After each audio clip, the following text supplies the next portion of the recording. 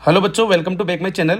और आज अपन जो डिस्कस करने जा रहे हैं वो क्या क्या चीज़ें हैं। एक तो डेंसिटी है, इसके अलावा एक है रिलेटिव डेंसिटी, और इसके अंदर है स्पेसिफिक ग्रेविटी और वेपर डेंसिटी। अच्छा, हिंदी में क्या बोलेंगे? डेंसिटी को घनत्व बोलेंगे। रिलेटिव डेंसिटी का मतलब सापेक्षिक घनत्व की बात कर रहे हैं, जिसके अंदर दो बातें कर रहे हैं। इसको बोलते हैं विशिष्ट गुरुत्व और इसको बोलते हैं वाष्प घनत्व। ठीक है, तो सबसे पहले अपन डेंसिटी को डिस्कस करते हैं, उसके बाद में वन बाय वन आगे चलते हैं। तो देखो, बात करते हैं डेंसिटी की। बिल्कुल ईजी सी चीज़ें हैं, ज़्यादा हार्ड नहीं है। डेंसिटी, तो देखो डेंसिटी को सबसे पहले तो मैं ये बोलूँ कि इसको किससे रिप्रेजेंट करते हैं? डी से। किससे रिप्रेजेंट करते हैं भाई साहब? डी से रिप्रेजेंट करते हैं, स्मॉल डी से ना। और स्मॉल डी का मतलब क्या हो गया? Mass upon volume. Mass upon volume, ये हो गई आपकी डेंसिटी। अब यहाँ पर छोटी छोटी टर्म्स है कि जैसे सबसे पहले बात करें कि सर इसकी यूनिट क्या होगी, तो देखो यूनिट की बात करें तो मास को क्या बोलते हैं? किलोग्राम। ये इसकी अपन कौन सी यूनिट की बात करें? ऐसा यूनिट की। और वॉल्यूम किस में हो जाएगा? मीटर क्यूब में। तो एक तो ये उसकी यूनिट हो गई। इसके अलावा अगर इसकी सीजीएस यूनिट की बात करें तो ये क्या हो जाएगी? ग्राम पर सेंटीमीटर क्यूब भी बोल सकते हैं, और आपको पता है कि सेंटीमीटर क्यूब को एमएल भी लिख सकते हो, ये ग्राम पर एमएल भी हो सकता है। तो ये इसकी डेंसिटी की यूनिट हो गई है। इसमें जो इंपॉर्टेंट बात आती है बेटा वो है कि वाटर की जो डेंसिटी है ना, वो आपको याद ही रखनी है। और वाटर की डेंसिटी 84 डिग्री सेंटीग्रेड पे आपको पता है मैक्सिमम होती है, याद रखना इस बात को। और कितनी होती है? 1 ग्राम पर एमएल। ये इसको मैं बोल दूँ कि 1000 किलोग्राम पर मीटर क्यूब। समझ में आई बात? तो बहुत ही छोटी सी बात है जो अपन ने यहाँ पर डिस्कस करी है। अब अपन चलते हैं रिलेटिव डेंसिटी की तरफ। किसकी तरफ? रिलेटिव डेंसिटी की तरफ। तो वो क्या होती है देखिएगा। अब बात करें रिलेटिव डेंसिटी की। रिलेटिव डेंसिटी इंपॉर्टेंट चीज़ें हैं भाई साहब, समझना सारी है ना। तो रिलेटिव डेंसिटी को हम देखो यहाँ पर सबसे पहले तो इसकी बात करें तो क्या होगा कि ये क्या होगी? Density of substance. क्या होगी? Density of substance. कोई सब्सटेंस है, उसकी डेंसिटी है, और किसके रेस्पेक्ट में बात करने जा रहे हैं? किसी रेफरेंस की बात करेंगे तो मैं लिखूंगा डेंसिटी ऑफ रेफरेंस सब्सटेंस।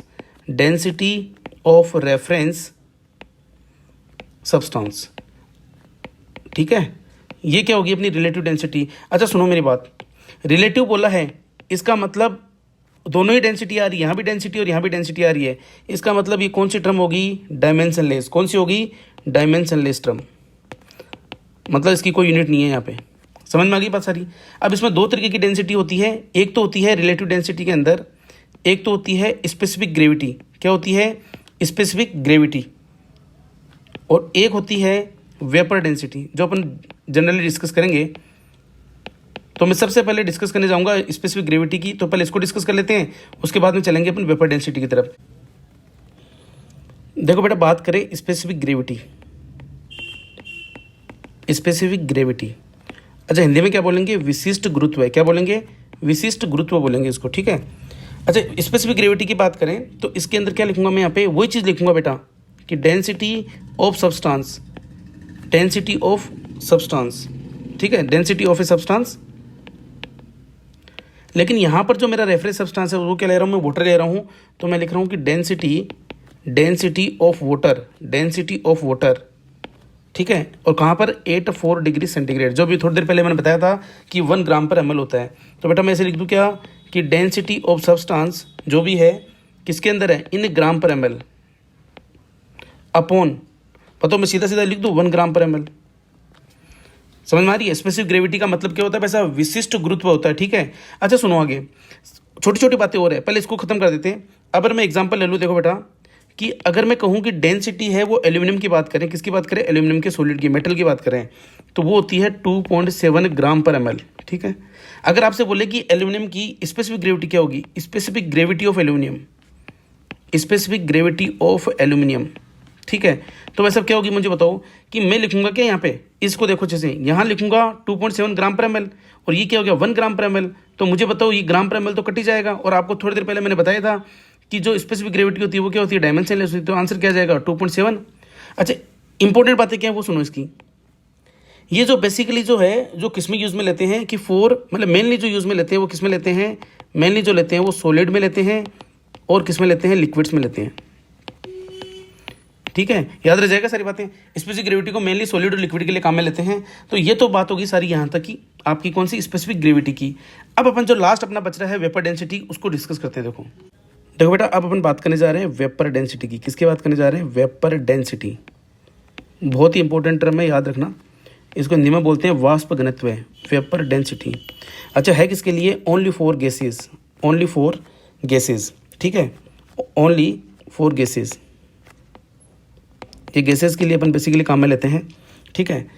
अच्छा, क्या होता है, जो अपन ने थोड़ी देर पहले पढ़ा था कि डेंसिटी क्या थी, ये रिलेटिव थी, तो मैं लिखूंगा कि density of gas, density of gas upon density of reference gas, density of reference gas, density of reference gas. अच्छा, एक चीज़ ध्यान रखना कि जो भी यहाँ पर दोनों की डेंसिटी को बात कर रहे हैं वो सेम टेम्परेचर और प्रेशर की बात करेंगे। जो इनको मेजर करेंगे वो किस में करेंगे? सेम टेम्परेचर एंड प्रेशर, दोनों के केस में सेम होना चाहिए, ठीक है।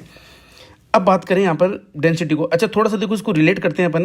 क्या मैं ऐसे लिख दूँ कि इसको डेंसिटी को, आपको पता है कि आपने देखा होगा कि गैस की डेंसिटी को अपन क्या लिखते हैं? PM is equal to DRT, मतलब D इज इक्वल टू क्या हो जाएगा? PM upon RT। तो ऊपर भी ऐसे लिख रहा हूँ, नीचे भी ऐसे लिख रहा हूँ। तो ऊपर मैं डेंसिटी ऑफ गैस की बात कर रहा हूँ, तो मैं लिख दूँ क्या? PM कोई गैस जो अपन को फाइंड आउट करनी है अपॉन R और T। अच्छा, नीचे भी रेफरेंस, अच्छा रेफरेंस लिख लेते हैं। देखो पहले तो PM किसका है? किसी रेफरेंस गैस का मास होगा, मतलब मोलर मास अपॉन RT। तो यहाँ से देखो सारी टर्म कट रही है, आप देखो अच्छे से, मतलब यहाँ पर क्या क्या चीज़ें कॉन्स्टेंट है। देखो प्रेशर कॉन्स्टेंट लिया था अपन ने, T कॉन्स्टेंट है, यहाँ पर भी सब कॉन्स्टेंट है। तो ओवरऑल यहाँ से निकल के क्या आ गया? निकल के आ गया यहाँ पे कि M gas upon M reference gas, जो भी अपन ले रहे हैं, ठीक है। अच्छा, रेफरेंस कुछ नहीं दिया हुआ क्वेश्चन के अंदर, तो क्या लेते हैं अपन? हाइड्रोजन। अगर भाई साहब ध्यान रखना, कुछ भी नहीं दिया हुआ है तो अपन क्या लेके चलते हैं? हाइड्रोजन लेके चलते हैं, रेफरेंस गैस, ठीक है। तो बताओ M गैस, तो ये तो निकालना है, मतलब M गैस का तो अपन को निकालना है यहाँ पे, अपॉन मतलब M गैस तो दिया हुआ रहेगा जो भी है, और रेफरेंस गैस क्या मान रहे हैं अपन? उसका 2 मान रहे हैं। तो देखो यहाँ से अपन सीधा सीधा बात कर सकते हैं कि अगर आपको अणुभार मतलब मोलिकुलर वेट निकालना है उस गैस का, तो आप क्या लिख सकते हो? Vapour density into 2। मतलब वेपर डेंसिटी को आप ऐसे भी रिलेट कर सकते हैं। कभी कभी क्वेश्चन आता है कि वेपर डेंसिटी दी हुई रहती है, क्या दी हुई रहती है? वेपर डेंसिटी दी हुई रहती है, और आपको क्या निकालना होता है? वेपर डेंसिटी दी हुई रहती है और आपको क्या निकालना होता है? उसको गैस का मोलिकुलर वेट निकालना होता है। तो आप ऐसे भी निकाल सकते हैं कि वेपर डेंसिटी को 2 से मल्टीप्लाई कर दें। बस ध्यान रखना, रेफरेंस गैस कुछ नहीं दिया हो तो अपन को क्या लेना है? हाइड्रोजन को मानते हुए बात करनी है। दिया हुआ हो तो फिर उसके अकॉर्डिंग आंसर देना है। तो बिल्कुल ईजी सी चीज़ थी, ज़्यादा हार्ड कुछ नहीं था, ठीक है। अच्छा, वेपर डेंसिटी की बात करें तो अगर निकालना हो कभी, तो आप क्या करोगे? M gas upon M reference gas. समझ में आ रही बात? तो इजी सी चीज़ है, तीनों की तीनों इंपॉर्टेंट चीज़ थी। ओके बेटा, थैंक यू।